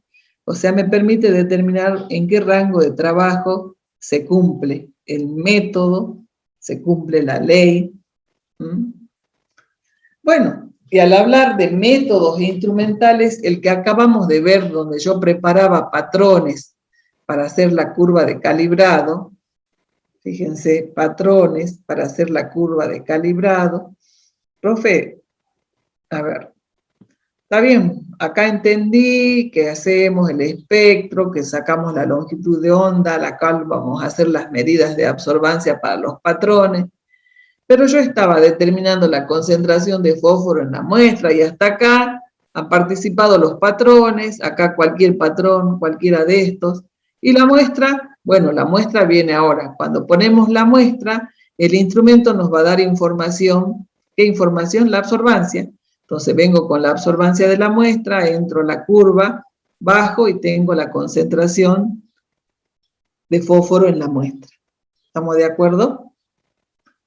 Entonces, es la única vez que participa la muestra. El método, el instrumento, me da solamente la absorbancia de la muestra, vengo, bajo y tengo la concentración. Justamente pude relacionar la propiedad medida con concentraciones conocidas y tienen esta respuesta. Por lo tanto, el valor que me da para la muestra me va a permitir entrar dentro de ese rango de trabajo y encontrar la concentración de la muestra. Muy bien. Entonces, ese método que acabamos de ver se llama método de calibración con estándares externos. Hay otros métodos de calibración de adición estándar y otros métodos de calibración de patrón interno, que lo vamos a ir viendo a medida que vayamos avanzando. Ahora vimos este método de calibración con patrones externos. Entonces se prepara estándar externo, concentraciones conocidas del analito, tiene esos patrones, y hay una matriz que tiene todos los otros componentes. ya sabemos que se puede usar para calibrar un procedimiento, un análisis, que esta es la respuesta, que la pendiente de esta es epsilon por b, lo acabamos de ver. Y acá lo único que tengo es decirle que en realidad los datos experimentales no se ajustan estrictamente a una respuesta lineal ideal. Así, los datos experimentales pueden estar por encima, por debajo, por encima, por debajo, como por ejemplo puede ser este. Me dio acá, me dio acá, me dio acá, acá, y en realidad lo que yo tengo que hacer es trazar la mejor recta que represente esos puntos. Entonces, fíjense acá tenemos el blanco, que no tiene concentración de analito, nada, un volumen definido, acá tengo cierta concentración, acá un poquito más, acá un poquito más, todas llevamos al mismo volumen final. Estos son los patrones preparados, el blanco, los patrones, y acá está la muestra, donde tomé una alícuota de muestra, le agregué todo lo que hace falta para que se forme el color y llevamos a un volumen final. Hacemos, acá dijo señal, porque puede ser cualquier propiedad medida, absorbancia, emisión, medidas de potencial, áreas de pico en cromatografía, o sea, cualquier propiedad medida instrumental puede utilizarse este método para cualquiera, por eso pongo señal. En este caso solamente aprendimos absorbancia. En función de la concentración, como les dije, vengo con la medida de absorbancia de la muestra, intercepto y saco la concentración de la muestra. Pero resulta que, como les decía, quiero encontrar si esa respuesta es lineal. Entonces acá tenemos para estimar si responde o no a una relación lineal. Fíjense, lean. Lo vamos a dejar acá, les voy a permitir que lean para que la clase que venga hablemos. Y bueno, y ahí es más o menos para que puedan hacer en el Excel. ¿Sí? Les dejo acá para no... Vamos a retomar de acá. ¿Estamos de acuerdo, chicos? Y ya saben, alguna pregunta la podemos hacer al principio de la clase y nos sacamos la duda todos. ¿Sí? Bien, muy profe. bien. Bueno, profe. Bueno, Bueno, profe. entonces, No hay problema. bueno, ahí dejamos y están los chicos del convenio. Creo que me han quedado 2 alumnos nada más. ¿Están?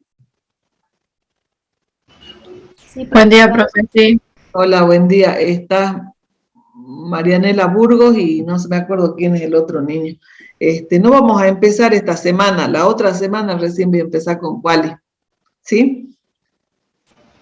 Bueno, profe. Bueno, y no sé si se han fijado ya, para que no tenga el mismo problema que el primer cuatrimestre, ya les dejé la clase que di recién en PowerPoint también, ¿no?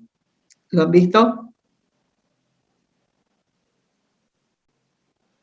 ¿Han visto o no?